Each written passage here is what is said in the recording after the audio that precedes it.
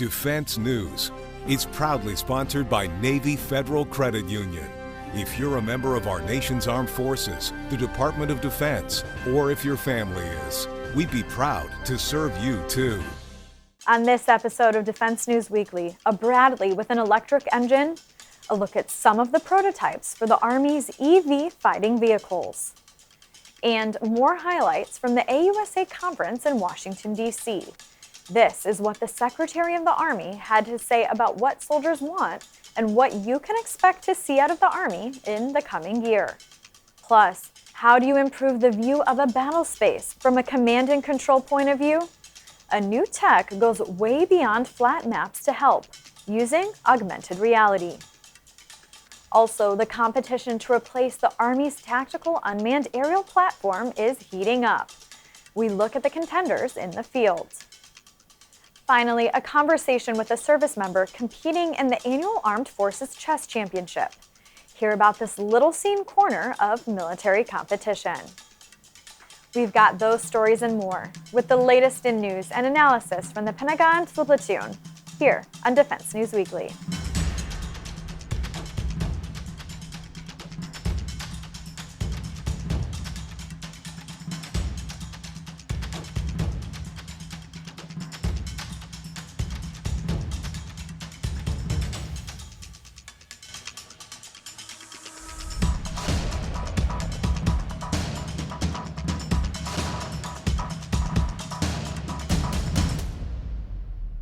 Welcome back to Defense News Weekly. I'm Andrea Scott.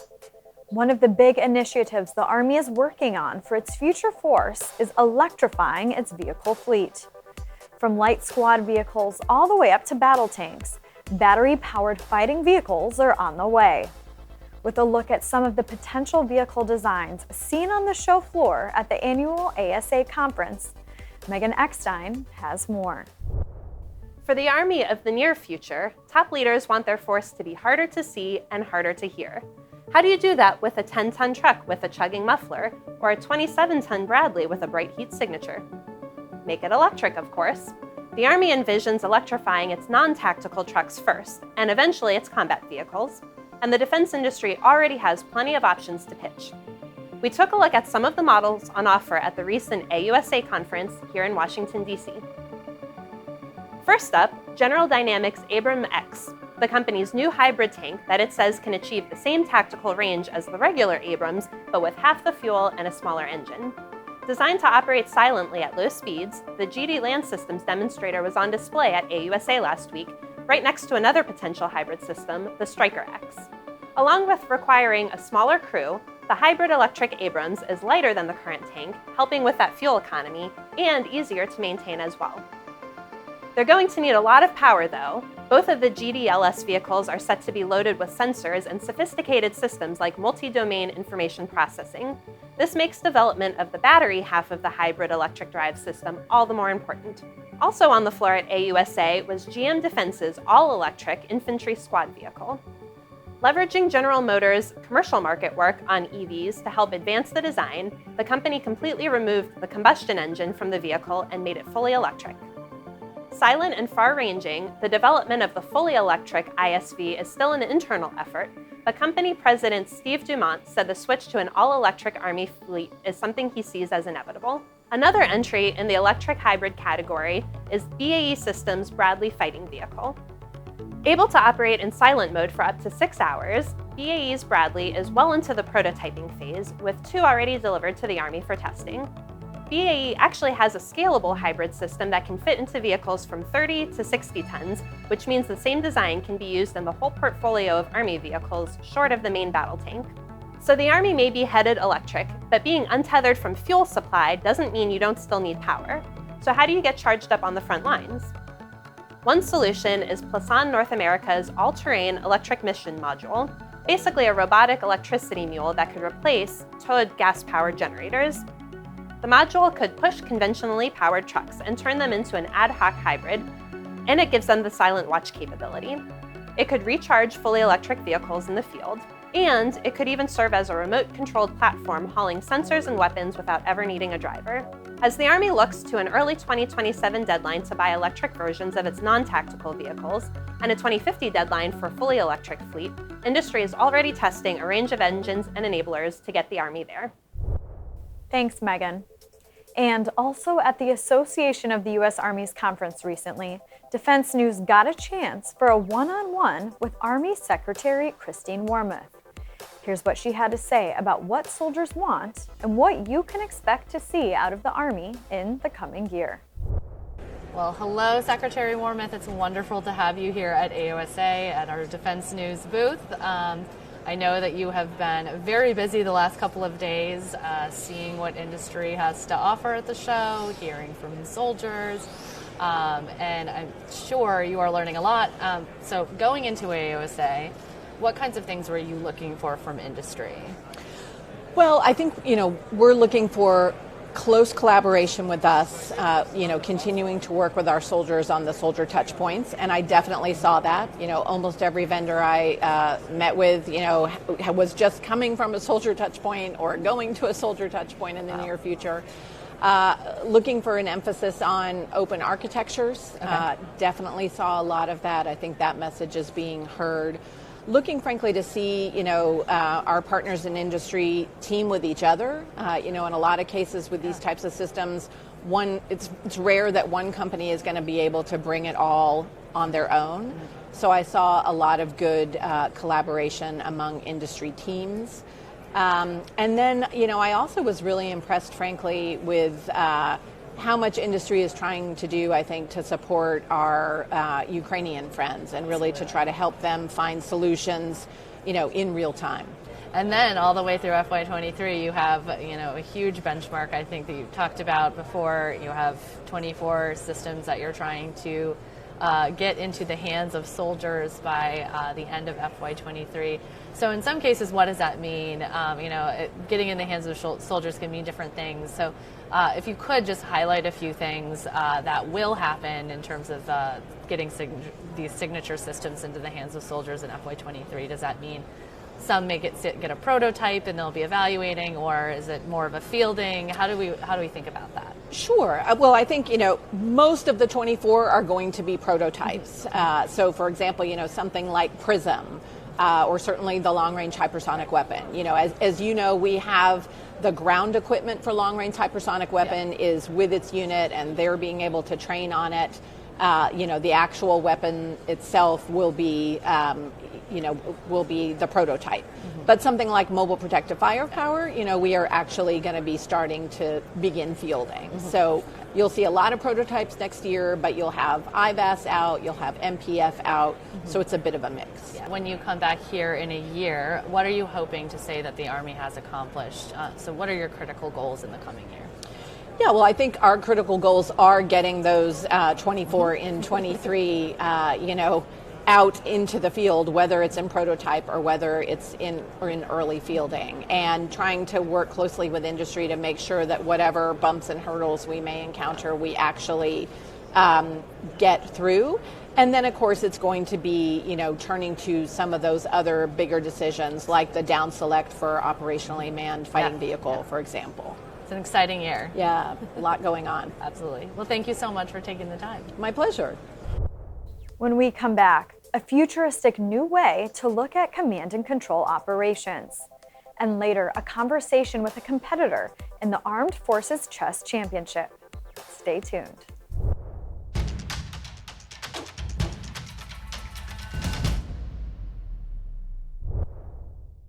Welcome back to Defense News Weekly. I'm Andrea Scott. A 3D look at the battle space facing commanders has been a goal for decades.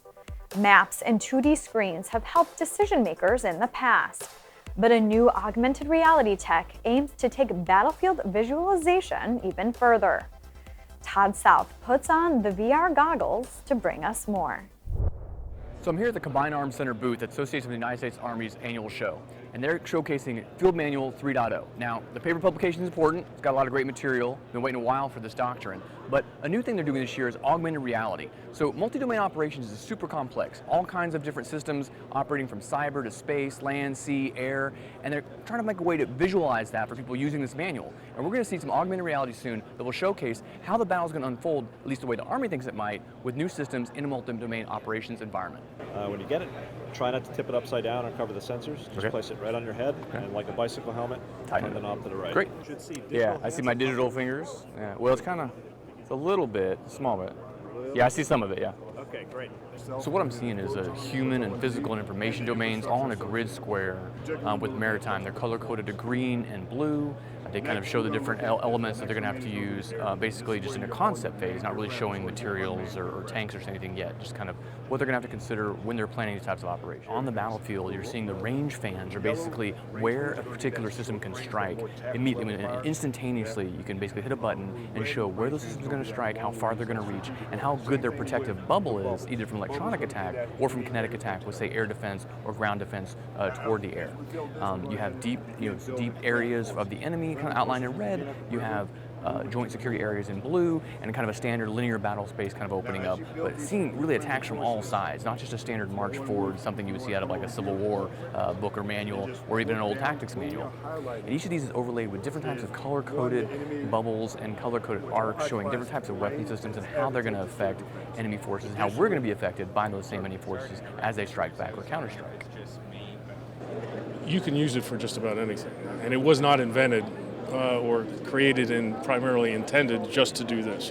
We just found that, hey, here's an opportunity to look at this technology that we might use for other things, like to do rehearsals in a talk. But this is relatively new. I mean, we've only had it for about a year.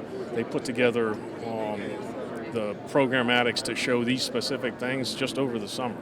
And so I wouldn't call it mature yet, but it's maturing, and it provides a lot of opportunities for the Army to use the tech in other ways. I'll give you an example. When you do rehearsals in the field, you have soldiers that build a big terrain board on the ground. And you've probably seen that before. And you've got icons all over the place. Well, if you had a way to do this, you could do it inside a tent, you could do it in the woods, you can do it anywhere. It's a lot less time consuming, and it actually helps you see more than you could ever create, like, moving rocks around or sticking sticks in the ground and all that kind of stuff. So I think that's where the power will be, but to your point about education, you could use this in the classroom. And so instead of using a terrain board for people to work through, hey, this is what a company attack looks or a brigade operation looks like, you could do it on that and potentially start at a higher level of discourse, right? And you're not physically moving things around, but you're actually seeing things happen, and they're having to explain to you in real time. So there's a lot of potential. So a lot of ways to visualize things that even in a terrain map might be hard to do, like electronic warfare or cyber things that don't have a visual component necessarily on a stand table, but you can do those maybe with these devices. Right, and I mean, you don't want people walking around, here's my helicopter, so the airspace, cyberspace domain, but even maritime, if you're in a theater where maritime comes into play, you can do a lot of things here that you could not do with the terrain. What will those poor privates and lieutenants do that don't have to go find MRE boxes and cigarette packs to make the terrain miles? They'll be pulling security, so that gets another thing. There's a lot of ideas in this book, right? And one of those ideas is dispersion. You don't want to present yourself as a lucrative target, and we've seen what happened to big fixed command posts on both the Russian and Ukrainian side in the war that's going on right now. So why have to bring everybody to one place where they'd be very vulnerable? You could actually conduct your rehearsals in a distributed fashion. You don't have to do the simulation, everybody staying in one spot. You could actually do it dispersed. And so there's a potential there as well. Up next, the Army is on a mission to replace its Shadow unmanned aerial system, used for target acquisition and reconnaissance, among other capabilities. With a contract in the works for a new platform, several companies are in the running to provide the next unmanned system. Jen Judson is back with a roundup of the competitors. The Army embarked on a competition to replace the Shadow unmanned aircraft system back in 2017 and evaluated a number of systems over the course of a year with soldiers and units. And those systems were Textron's Aerosonde, L3 Harris's FVR-90, Martin UAV teaming with Northrop Grumman on the VBAT, and the Arcturus Jump 20. And Arcturus was actually purchased by AeroVironment, so now it is the AeroVironment Jump 20 aircraft. So now the Army is going to open up the competition again for a much bigger buy to replace the Shadow UAS. And we're seeing a lot of different UAS on the floor that could serve as a future tactical UAS. And many of the competitors from the previous round are back with improved systems. So we're taking a unique design that we believe meets all the requirements and then some. It's designed for modularity, ease of assembly, disassembly, as well as it has a very large payload for this class for not only the FTUAS competition, but other opportunities. Okay, so when we're looking at a system like this, what stands out in terms of Volansi's design? You know, why did you want to partner with Volansi and ultimately buy Volansi for this system so that you could compete with that for the Army's competition? Yeah, so very unique features with the 8 rotors, the redundancy built in, also with the engine that has auto restart capability. Provides that damage tolerance as well as fault tolerance to complete the mission, plus just the large capacity of payload that this can lift compared to the other competition offerings. Well, Dave, we're here at the Boeing Institute booth here, and we're looking at your submission for the Future Tactical Unmanned Aircraft System that the Army is looking to compete for a second increment very soon. What sets this offering apart? And you have a lot of customer interest across the board, but the Army is nearing a competition again. So, and I'm hearing that the pool is deep. So, talk about what sets you apart here. Well, I think what sets us apart, first off, you have to have a platform that you can support.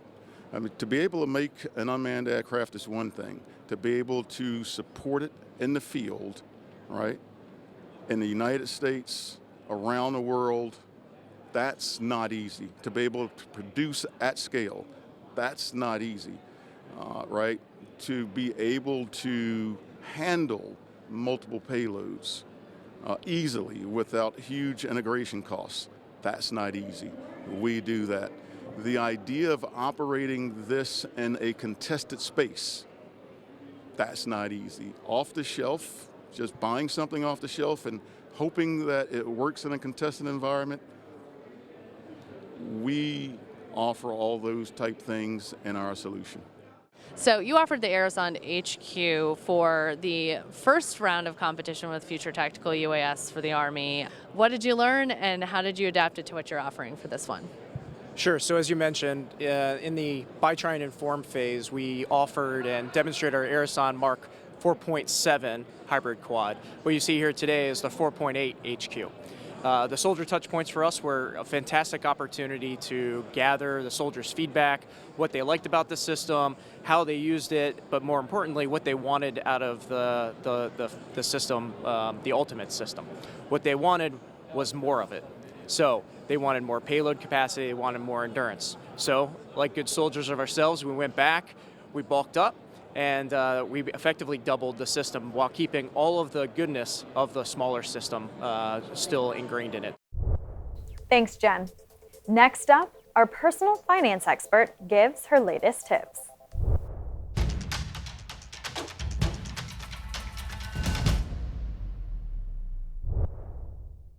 Welcome back. On this edition of Money Minute, Navy Federal Credit Union personal finance expert Jeanette Mack gives her latest tips on making the most out of your money. It's never too soon to talk to kids about money. They're probably not thinking seriously about their financial future, even as teens. But being money savvy earlier in life sets them up to be smart spenders and savers as adults. The first step, teaching good money habits. Prepaid spending cards are excellent tools for learning how to budget. Next up, building and using credit responsibly. Think about adding your child as an authorized user on your credit card. You can set up spending limits and earn rewards for their purchases. And they can practice making purchases and paying off balances quickly, establish credit, and create good credit habits. When they're ready for their own card, a secured card is a great choice. It lets your child use their own money as a line of credit, usually a deposit of $200 or $500. Once they get used to handling credit, they can upgrade to a non-secured card. And finally, don't forget to fill them in on the golden rule. Never make purchases with credit you can't afford to pay back in a month or two. With these tips, you'll be setting your kids up to be amazing money managers, something they'll truly be thankful for. Thanks, Jeanette. We'll see you next time. To get more coverage of military and defense issues, set your compass to Army, Navy, Air Force, and Marine Corps Times.com and DefenseNews.com for more stories. And if you want to impress people with knowledge of more than just TikTok trends, sign up for our Early Bird Brief for military and defense headlines in your inbox each weekday. And get the latest on Facebook, Twitter, YouTube, and Instagram. And when we come back, a Space Force Guardian on how military thinking and strategy on a chessboard share a lot of similarities.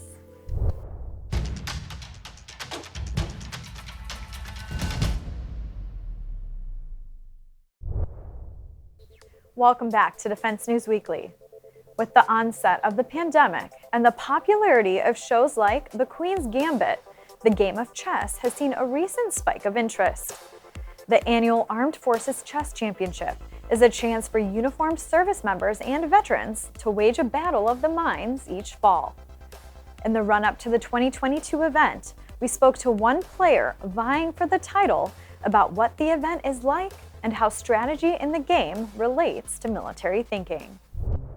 I am Lieutenant Colonel Richard Brown. I work for the Air Force for 19 years and I transferred to the Space Force in 2021. I'm a systems engineer, and with that I've had a lot of space-related jobs, so I'm currently assigned to the Space Development Agency with the Pentagon. The big thing about chess is that, and the reason that I really play it and study it and like to listen to commentary and the whole 9 yards, is there's a certain type of attitude that you need to be a good chess player. You need a determination to understand and predict the future, and just that interaction of not being 100% sure what your opponent's going to do.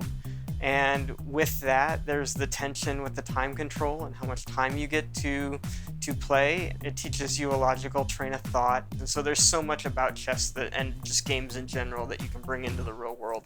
When you think about chess and military, chess is a strategy game that's been going on for a very long time. The rules have changed over thousands of years, but it is still fundamentally the same game, and it's supposed to teach strategy. That's part of why we think it's fun. With the military mindset, the real thing that it helps with in the modern day is understanding that not all options are available to you. When I play chess, there's probably 15 things I would like the position to look like, but only certain of those are even in the realm of possibility with the position that's on the board right now. It's what is your actual objective with the game. There are people that I play that are so much better than me that it's not a question of whether I win or lose. I'm going to lose. So the question is, my objective at that point is, can I make this game last longer? Can I get to at least a middle game that is even with this person, right? Like it's whatever your own personal challenge is. And the military is really big into that. It's not just that you're fighting for your country and you're going to go defend everything. It's also, what's your personal challenge? What can you take away from the military to make you a better person? And chess is definitely like that, in the sense that the way you play can teach you things about what it's like to be a good person. Like, you can't take a move back, right? If you choose to fire a weapon, you can't take that back. And that kind of decision making that's permanent and it has consequences whether you like them or not is the way chess is played. Chess is another way to learn military values like service before self, in maybe organizing a chess tournament instead of playing, excellence in all we do. Everyone's trying their best to play their best game. And I just think those values are something that anyone interested in the military in any way, shape, or form can learn those sorts of things through playing chess. I'm never going to be the guy that runs the fastest. I'm not that guy, but I am the guy who could maybe outthink you on a chessboard. And that's my, my area of excellence. And so I'm going to take that with me, and I'm going to do as good as I can this weekend. And that's all we have time for this week. Please visit us on militarytimes.com and defensenews.com for more coverage. Thank you for joining us, and we'll see you next week.